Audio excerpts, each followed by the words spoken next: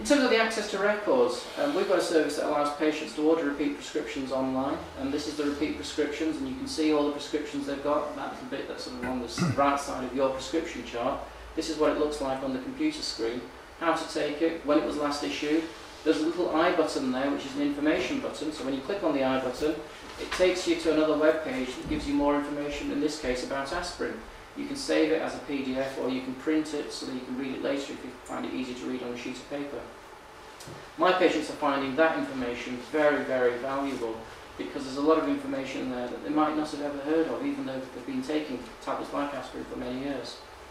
They can book appointments online, and they can actually look at their full summary record. So this is the allergies, medications that they're on, the significant active problems or past problems that they've suffered with. So this particular patient, in date order, you can see they've got dementia, high blood pressure, ischemic heart disease that was diagnosed in 2003. And this is information that you can now provide to an A&E department or an out-of-hours department. That's in date order, or you've actually got it in system order, because patients have said they find it easier to look at things that are related to their nervous system and things that are related to their heart and blood vessels. Family history, things that run in the family. Again, you can check that your GP record has got that information in there and what information there is. Consultations. My patients who've seen me in the morning, that evening when they go home, in fact that afternoon when they go home, and the partner says, what happened when you went to the doctor's, they can actually see the text, they can actually see what I've written in the history, the examination, the plan of action, so they can remind themselves of what it is the doctor's asked them to do. It also means that if that patient turns up to the A&E department and the doctors are wondering what's been going on, and the doctor sees that on the 8th of June, it says here, blood test going off, not sure why, has been under the rheumatologist for a while, email them and ask if they need to be seen urgently in the clinic or not, and they can see that it's me that's put it in. That is valuable information for the A&E doctor to start to understand what's going on and who else has been involved and so on. You'll also see there's a little I button next to it, so if you click on the I button, it gives you a list. Unlike Google, that gives you 10,000 pages and you don't quite know where to look, this gives you a small list of things that you can look at that gives you more information about that particular condition.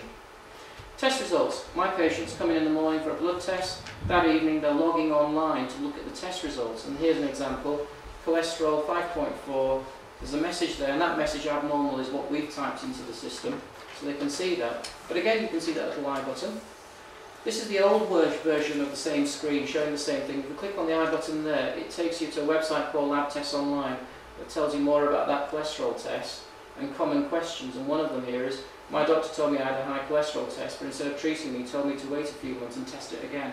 It's providing you with information that gives you more information about your own record itself. And what we found is that by having things like this, the patients aren't constantly ringing the surgery up to say, I don't understand what the test results mean. We're starting to find that they've got a much better understanding of what we're trying to do and what the test results mean. Letters, all the letters, you might be in 3 different hospitals and the left hand doesn't quite know what the right hand is doing. Well, all the letters get scanned in and you can see them. Here's an example from the new system, and you've got to slide things around.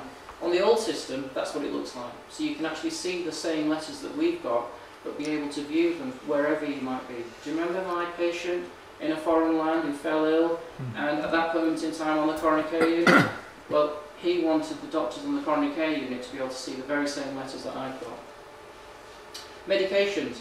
You can see the immunisation history. Very, very important at the moment with children and MMR. We're very worried about children not having the immunisations. Well, you can see what immunisations you've had. You can see the influenza vaccinations you've had and so on. See medications and past medications. And then finally, you can also see it in systems order. So for instance here we've got prevention of disease, and you can see all the screening that we're doing. All the information that the doctors have, we're now making available for you as a patient to be able to see and look at. I've actually got a patient of mine who sits in the waiting room, and whilst he's waiting for me, goes onto his iPhone and looks at his medical record and reminds himself of the consultations he's had, test results and letters, whilst he's waiting to see me. The technology is here now where you can do it in your own, with a gadget in your own pocket. So these are the 5 things that I mentioned: Map of Medicine, patient access to the records, health space where you can record your own information, and the practice website that tells you how you can get the best out of it.